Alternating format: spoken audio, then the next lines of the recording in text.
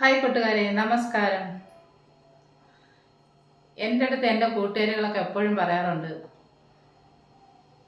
ഇതുവരെയും കഷ്ടപ്പാടുകളൊന്നും തീരുന്നില്ലല്ലോ, ദൈവം ഞങ്ങളെ എപ്പോഴും ശിക്ഷിച്ചുകൊണ്ടിരിക്കുകയാണല്ലോ. ദൈവമാണോ നമ്മളെ ശിക്ഷിക്കുന്നത്? അല്ല, പിന്നെ ആര്? നമുക്ക് ഓരോരുത്തർക്കും മുൻ ജന്മ പാപമുണ്ട്, ഇപ്പോഴത്തെ പാപമുണ്ട്. ഈ ജന്മത്തിലേ ഉണ്ട്, മുൻ ജന്മത്തിലേ ഉണ്ട്.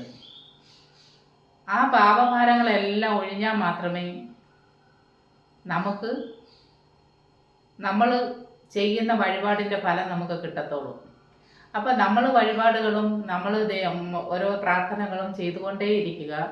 അങ്ങനെ ചെയ്തുകൊണ്ടിരിക്കുമ്പോൾ നമ്മുടെ ഈ മുൻജന്മ പാപവും ഇപ്പോഴത്തെ ഈ ജന്മത്തിലുള്ള പാപവും കുറേശ്ശെ കുറഞ്ഞു കുറഞ്ഞു വരും. അപ്പോൾ നിങ്ങൾ ഫലം കിട്ടുന്നില്ലെന്ന് പറയരുത്. നമ്മൾ ഓരോ വട്ടവും നമ്മൾ പ്രാർത്ഥിക്കുമ്പോൾ അതിൻ്റെ ഫലം നമുക്ക് കുറഞ്ഞു വരികയാണ്. ആ പാപത്തിൻ്റെ ഫലം നമുക്ക് കുറഞ്ഞു വരികയാണ്.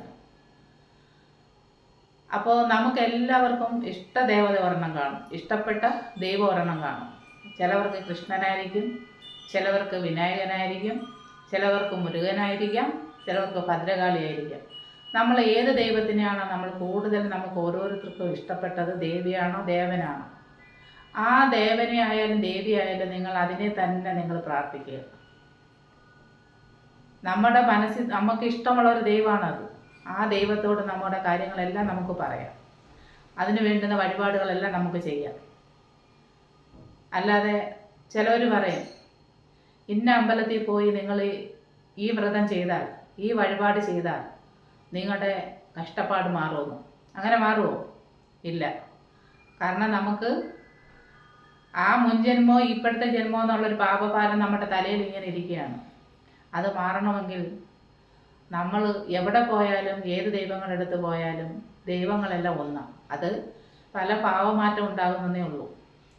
എപ്പോഴും നമ്മൾ വിശ്വസിക്കുന്ന നമ്മുടെ ഇഷ്ട ഭഗവാനെ മാത്രം നമ്മൾ പ്രാർത്ഥിക്കുക. നമ്മൾ അതിന് വേണ്ടുന്നതെല്ലാം ചെയ്തുകൊണ്ടേയിരിക്കുക.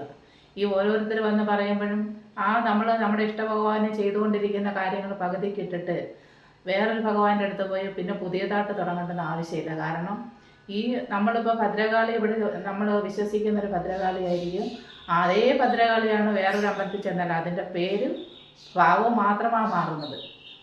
ദേവി ദേവി തന്നെ.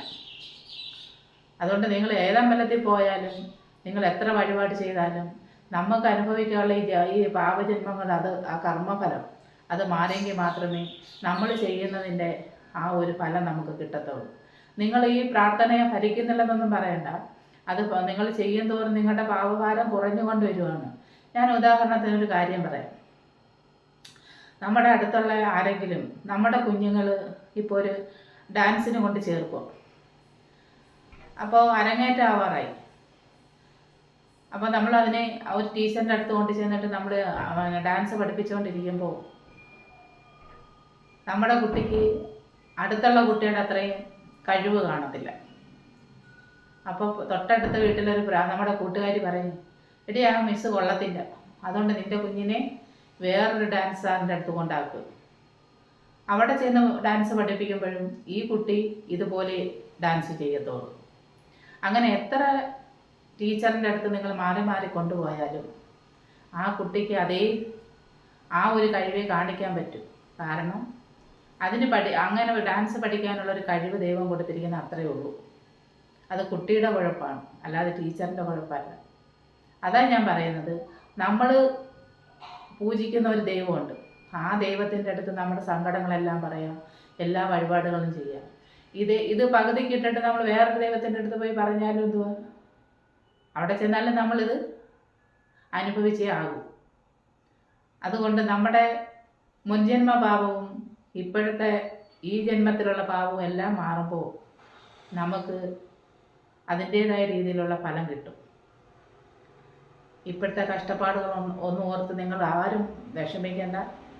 അതിനെല്ലാം നമ്മൾ കുമ്പിടുന്ന, നമ്മൾ പ്രാർത്ഥിക്കുന്ന നമ്മുടെ ദൈവം നമുക്കതിന് ഫലം തരും. അതുകൊണ്ട് നിങ്ങളാരും വിഷമിക്കരുത്. ഇപ്പം കിട്ടിയില്ലെങ്കിൽ അത് കുറച്ച് കഴിഞ്ഞായാലും നമുക്കതിൻ്റെ ഫലം കിട്ടും. നിങ്ങൾ ഈ പ്രാർത്ഥനയ്ക്ക് പോകുന്നെങ്കിൽ നിങ്ങളത് ഫലമില്ലാതെ പോന്നു. ഏത് ദൈവത്തിൻ്റെ അടുത്ത് പോയാലും ഞങ്ങളെ മാത്രം നോക്കുന്നില്ലല്ലേ, ഞങ്ങൾക്ക് വേണ്ടുന്നതൊന്നും തരുന്നില്ലല്ലേ എന്ന് നിങ്ങൾ പറയരുത്.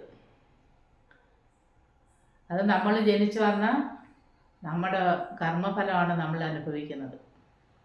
അതിനാരെയും കുറ്റം പറഞ്ഞിട്ട് കാര്യമില്ല. അതുകൊണ്ട് ഓരോരുത്തർ പറയുന്നിടത്തും പോയി വഴിപാടൊന്നും ചെയ്യാതെ, ഓരോ അമ്പലങ്ങളിലും കയറി ഇറങ്ങാതെ, നമ്മളെ പൂജിക്കുന്ന ഒരു ദൈവമുണ്ട്, അതിനെ നമ്മൾ മുറുക്കെ പിടിക്കുക. ഒരിക്കലും ദൈവങ്ങൾ നമ്മളെ ശിക്ഷിക്കത്തില്ല. അവരുടെ ഭക്തന്മാരെ ദൈവങ്ങൾക്ക് ശിക്ഷിക്കാൻ കഴിയത്തില്ല. നിങ്ങൾക്ക് ബാക്കിയുള്ള അമ്പലങ്ങളിൽ പോയി തൊഴണ്ടെന്നല്ല ഞാൻ പറയുന്നത്. നമ്മളൊരു വ്രതം ഒരു വഴിപാട് ചെയ്യുന്ന ഒരു അമ്പലത്തിൽ അത് തുടർച്ചയായിട്ട് ചെയ്യാൻ നോക്കുക. പകുതിക്കിട്ട് ചെയ്തിട്ട് വേറൊരു അമ്പലത്തിൽ പോയി അത് ആ ഫലം നമുക്ക് കിട്ടുമോ? ഇല്ല. അതാ പറയുന്നത്. അല്ല, തൊഴാൻ നമുക്ക് ഏത് അമ്പലത്തിൽ വേണമെങ്കിൽ പോയി തൊഴാം. എവിടെ പോയി തൊഴുതാലും നമ്മൾ വിശ്വസിക്കുന്ന ദൈവം നമുക്കുണ്ട്. ചേച്ചി കണ്ടോ, ചോറ്റാനിക്കര അമ്മയാണ് ആ ലോക്കറ്റായിട്ടിരിക്കുന്നത്. ചോറ്റാനിക്കര അമ്മയുടെ ഒരു ഭക്തിയാണ് ഞാൻ. അത് എപ്പോഴും എൻ്റെ കഴുത്തിൽ ഇത് കാണും. അപ്പം ഞാൻ അത്രയ്ക്ക് ആ അമ്മയെ വിശ്വസിക്കുക. അമ്മയോടുള്ള ഭക്തി, എൻ്റെ ഭക്തി അമ്മയോടുള്ള അത്രയ്ക്കുണ്ട്. അതുപോലെയാണ് ഇവിടുത്തെ ചേട്ടൻ മൂകാംബി അമ്മയാണ്. രണ്ടുപേരും ദേവിയാണ്.